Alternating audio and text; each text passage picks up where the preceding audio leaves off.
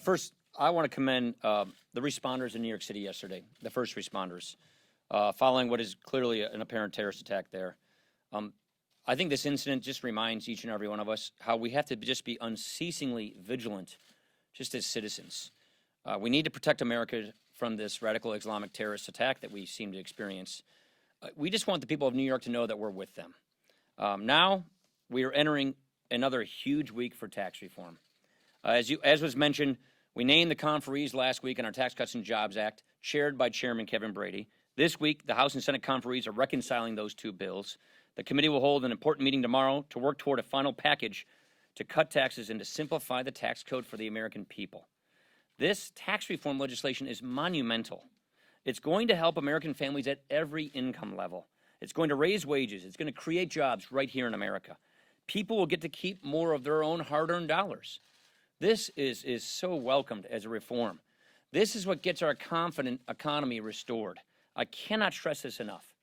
This is a once-in-a-generation opportunity, not just to fix the broken tax code, not just to jumpstart the economy, but to truly restore hope, confidence, and opportunity in America. That's why we're here. That's what this is about. Tax reform is what people need right now, and I am so thrilled that we are so close to the finish line. We're going to keep at it so we can deliver real tax relief before Christmas. Questions? Christina.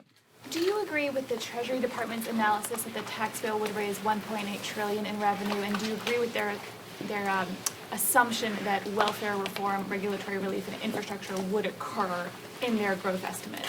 Well, I think that estimate makes a lot of sense. I think you're going to see a wide variety, but I do think we're going to have a big positive dynamic effect. Look, there's going to be an unlocking effect here with expensing, with lower rates, going to a territorial system, with the repatriation of dollars. All of those things are going to mean bigger paychecks, more competitive companies, faster economic growth. So I do believe the Treasury, when they say that this is going to unleash a lot of economic growth, which will accrue more revenues. I think it's important that every administration does this, just so you know, that they put into their plans what their plans are. And so that when we're talking about welfare reform and regulatory relief, those are things that we're in the middle of doing. You have to understand the way we think that we can do the most good for this economy in this time is regulatory relief. We're well on our way. That's a hidden tax on businesses. Tax reform, the most important thing we can do. But then we're going to have a people problem. And what I mean when I say that is workers are going to need workers. Employers are going to need workers.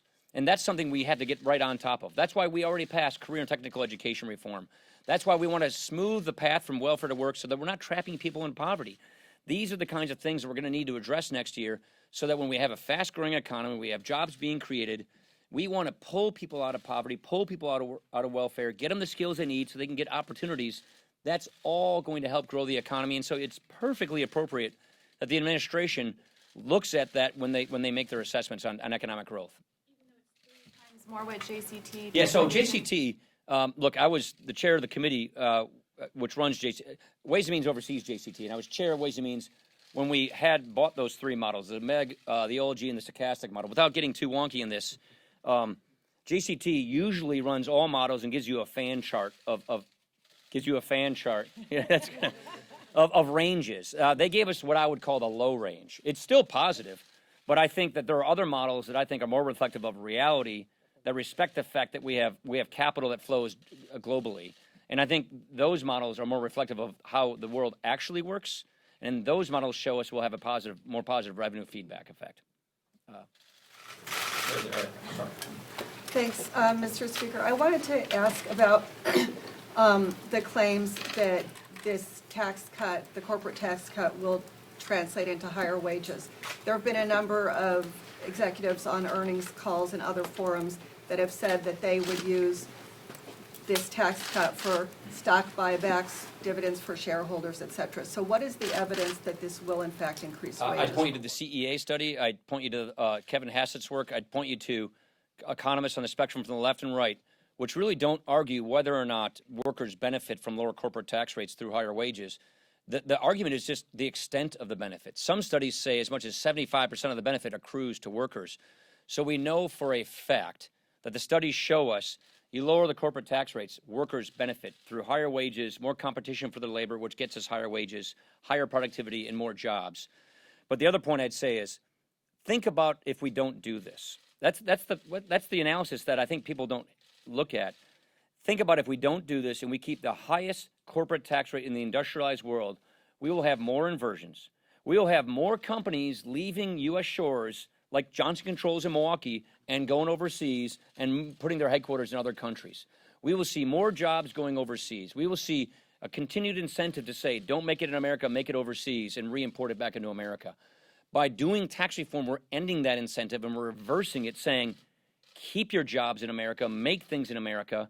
And by combining the expensing provision that we have, full expensing, along with a lower tax rate and the ability to repatriate, we're giving incentives to companies like Caterpillar and Peoria to say, put it in your plant, put it in your factory, put it in your workers. And so we're convinced it's the right economic mix. And that's why we're confident this is going to clearly help workers, but it's also going to help keep companies and jobs in America. You've blurred, sorry. Yeah. Can I get an update on where you guys are with the CR or whatever it's going to be, and what's still on the table? Is a DACA fix still on the table? No, the DACA is separate. That's a separate issue. Look, we passed our CR. We got to remember the House. We did our work. We passed all 12 appropriation bills before the June 30th deadline. The Senate hasn't passed a single appropriation bill. So there's a bit of frustration here. So after tax reform, our plan is to send an appropriation bill over to the Senate so they can start dealing with appropriations. So that's what we're going to do then. We're going to put together a bill that reflects our priorities and send that over to the Senate after tax reform. Go ahead, last question. What's the thinking behind eliminating the tax-free bonds for affordable housing development? Developers say the economics of that industry don't work without them. I'm not going to go into the negotiations that are ongoing between the conferees. If you'll notice, the House blueprint, the House bill retained what we call the LIHTC, Low-Income Housing Tax Credit, which is a fantastic enabler of private sector money going into serving a public good like low-income housing. So that, as you can see, was one of the preferences that we maintained because we think that's a really effective tool at building housing stock for low-income Americans. But as to these other particular issues, that's something that the conferees are going to wrestle with. There are a million provisions in the code that they're going through, and I'm not going to prejudge where they're going to end up. Thank you.